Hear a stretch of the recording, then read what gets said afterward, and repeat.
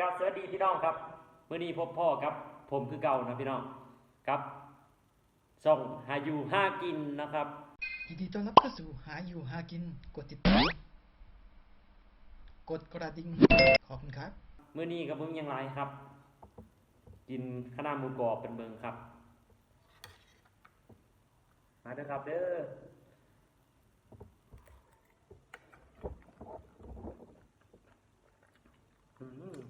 ครับพี่น้องครับ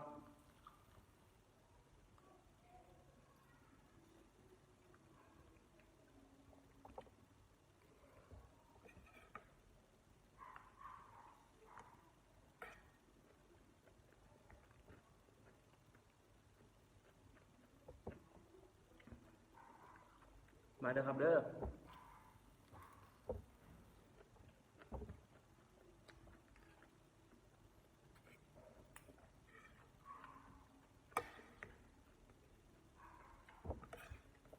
ข้าวหน้าสดๆนะครับพี่น้อง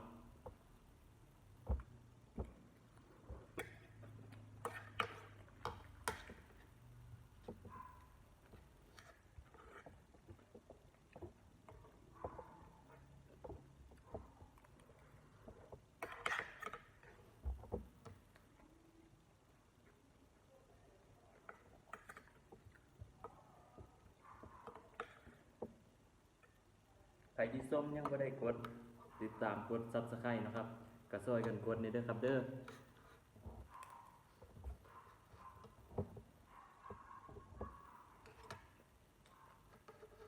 เพื่อเป็นกำลังแรงใจให้ทีมงานของคุณลุงบุญคำครับ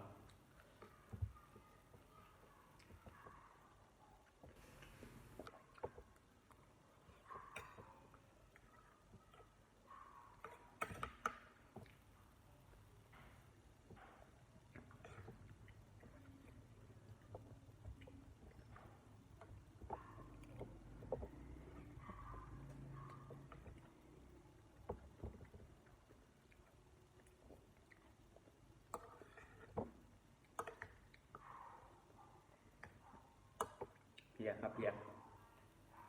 ตอนพักขนาดหลายๆเลยพี่น้อง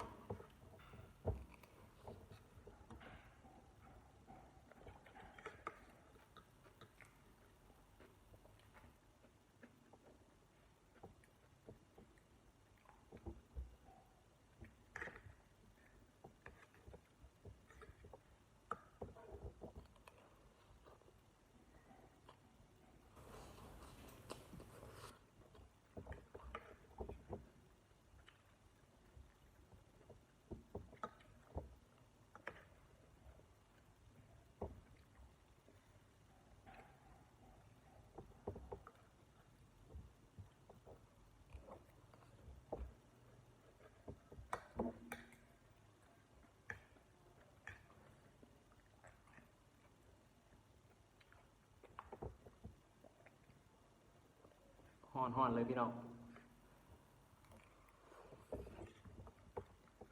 ก้นกระห่อนพัดขนาดกระห่อนเข่ากระห่อนพี่น้องมีแต่แนวห่อนๆ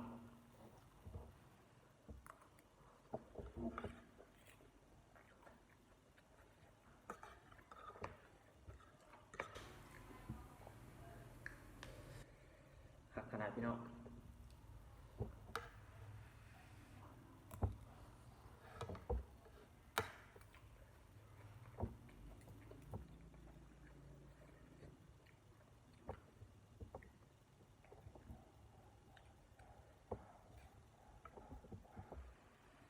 โอ้ยห่อน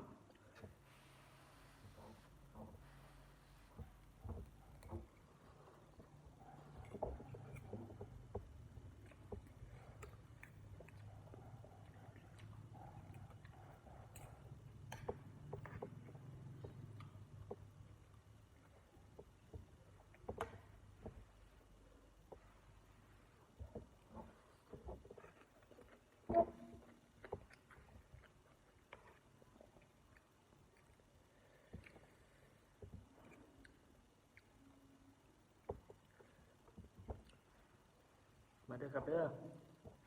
แสบๆครับ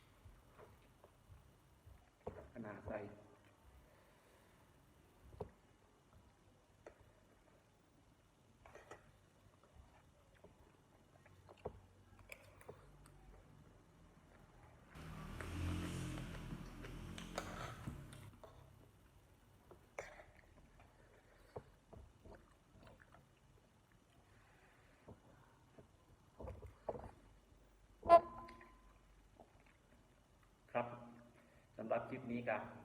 ขอตัวลาไปก่อนนะครับใครที่ยังบ่ได้กดติดตามนะครับกดไลค์กดแชร์ซอยเป็นกำลังใจให้ทีมงานของดูเป็นคำเลยเด้อครับ